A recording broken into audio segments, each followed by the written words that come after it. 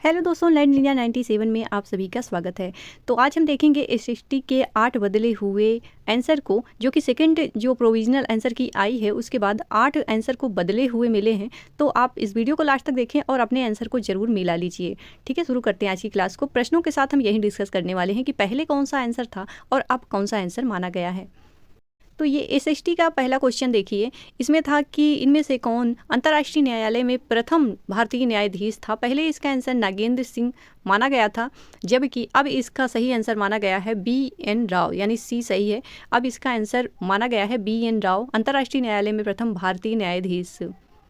अगला जो क्वेश्चन था, 1920 ईस्वी के असहयोग आंदोलन के दौरान कांग्रेस के विधान परिषदों के बहिष्कार सिद्धांत का कौन प्रबल विरोधी था।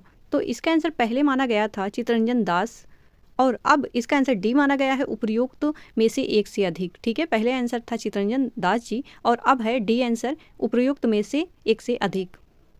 अगला क्वेश्चन पॉलिटी से था, किस देश में फर्स्ट पास्ट द पोस्ट प्रणाली है। तो पहले इसका आंसर कनाडा माना गया था, अब इसका आंसर है उपयुक्त में से एक से अधिक। ठीक है, अब आंसर इसका डी हो गया है। तो आप ज़रूर अपने आंसर को फिर से मिला लीजिए, इससे भी 2-3 नंबर का तो इधर उधर हो जाता है, और यकीन मानिए जिसका 1-2 नंबर से रुकता है ना, तो उसमें बहुत दर्द होता है।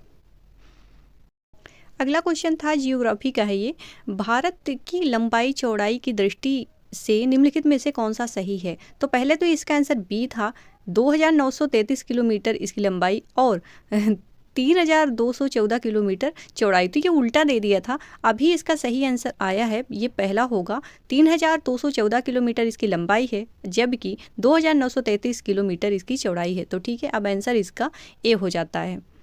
जी यहाँ पर देखिए लिखा भी रहता है, ये जी का मतलब है जियोग्राफी का है।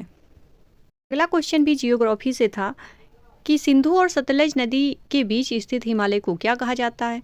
तो इसका आंसर पहले दिया हुआ था डी, उपयुक्त में से एक से अधिक, मतलब कश्मीर हिमालय भी, पंजाब हिमालय भी, कश्मीर और हिमाचल हिमालय भी, लेकिन अब आंसर इसका बदल दिया गया है।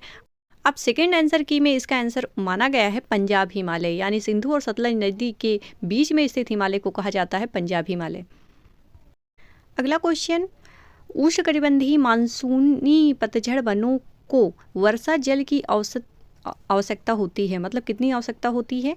तो पहले इसका आंसर था बी वाला, मतलब 100 सेंटीमीटर से 150 सेंटीमीटर, लेकिन अब इसका आंसर उपयुक्त में से एक से अधिक माना गया है, यानी डी आंसर इसका सही हो जाता है। आप ज़रूर अपने सारे आंसर मिलाने के बाद कमेंट में मुझे बताइएगा कि अब आपके कितने सही बन रहे हैं। मुझे तो मेरा ही डर लग रहा है भाई, मेरा भी पेपर था, ऐसा लग रहा है कहीं मोए मोए ना हो जाए बस।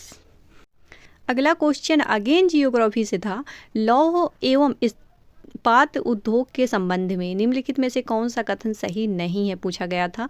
तो पहले इसका आंसर माना गया था उपयुक्त में से एक से अधिक। ठीक है, अब इसका आंसर बदल के माना गया है, इसे प्रकाश यानी लाइट उद्योग कहा जाता है। सी आंसर अब इसको सही माना गया है, ये एक प्रकाश उद्योग है, लौह और इस्पात उद्योग। अगला क्वेश्चन आई होप आपको दिख रहा होगा, नहीं तो आप सुन लीजिए ध्यान से।